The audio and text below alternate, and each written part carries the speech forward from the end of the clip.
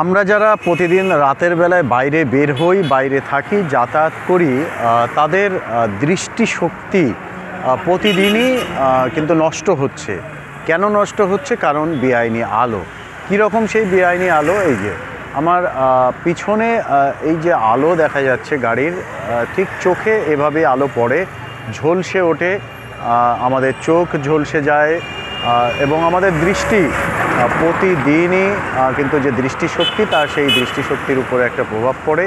মনে হচ্ছে যেন আলোর বিস্ফোরণ ঘটছে।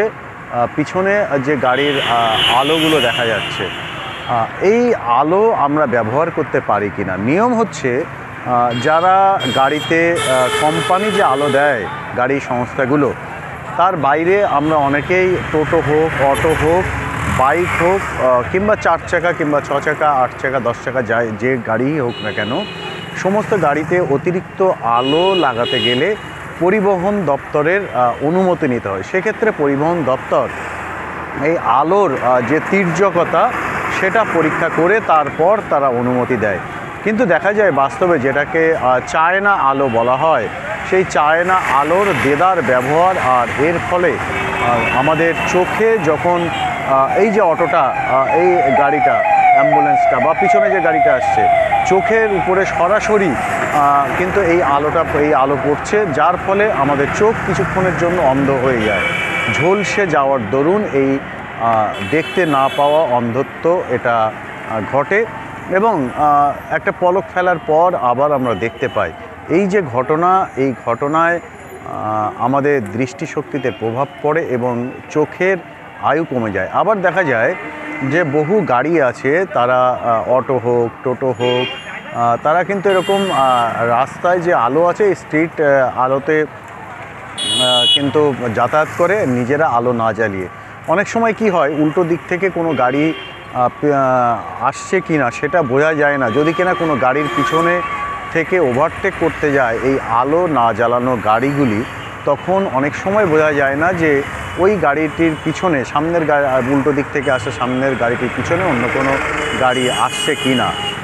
ফলে এরকম সময় মুখোমুখি ধাক্কা লাগে এবং দুর্ঘটনা ঘটে। এই যে দুর্ঘটনা ঘটার শীতকালে কিন্তু বেশি ঘটে এবং এই দুর্ঘটনা ঘটার দরুন অনেকের জীবনহানি হয়, অনেকে অঙ্গহানি হয়, অনেকে আহত হন।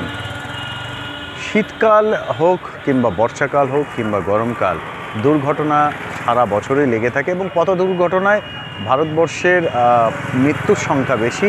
তার কারণ একটাই, অনিয়ন্ত্রিত বেআইনি আলো এবং রোডের যে নিরাপত্তা, সেই নিরাপত্তার দায়িত্বে থাকা পরিবহন দপ্তর, রোড পুলিশ, যারা ট্রাফিকের দায়িত্বে থাকেন, তারা কেউই কিন্তু আলো নিয়ন্ত্রণের জন্য তারা কোনো রকমভাবে কোনো যে পরীক্ষা নিরীক্ষা, রাস্তায় অভিযান, সেসবগুলো কিন্তু তারা করে না। পাশাপাশি দোকানে বেআইনিভাবে যে আলো বিক্রি হচ্ছে, সেই আলো বিক্রি বন্ধেরও কোনো উদ্যোগ কিন্তু দেখা যায় না। যার ফলে এই আলো কিন্তু প্রতিদিনই আমরা যারা বিশেষ করে রাতের বেলায় বাইরে বের হই, তাদের প্রত্যেকের কিন্তু দৃষ্টিশক্তি কমে আসছে। এই বিষয়ে আমাদের প্রত্যেকে সচেতন থাকতে হবে। বিশেষ করে এই যে বেআইনি তৎপরতা, যতক্ষণ না পর্যন্ত দেখছেন আলো কিভাবে আসছে, গাড়ির আলো, গাড়ি এগোচ্ছে, আলো আসছে এবং চোখের উপরে এই তির্যক আলো পড়ে, ক্ষতিগ্রস্ত হয় আমাদের রেটিনা, আমাদের কর্নিয়া, ক্ষতিগ্রস্ত হয় আমাদের দৃষ্টিশক্তি। তো এর থেকে প্রতিরোধের উপায় কি? আমাদের এক ধরনের বিশেষ প্রোটেকশান চশমা পাওয়া যায়, যে আলোর বিচ্ছুরণটা অনেকটাই আটকে দেয় এবং সেই সমস্ত চশমা কিন্তু অনেকটাই দাম। একটা ভালো চশমা 10,000-এর নিচে হয় না। চোখ বাঁচাতে গেলে এরকম চশমা ব্যবহার করতে হবে, নয়তো দৃষ্টিশক্তি হারাতে হবে।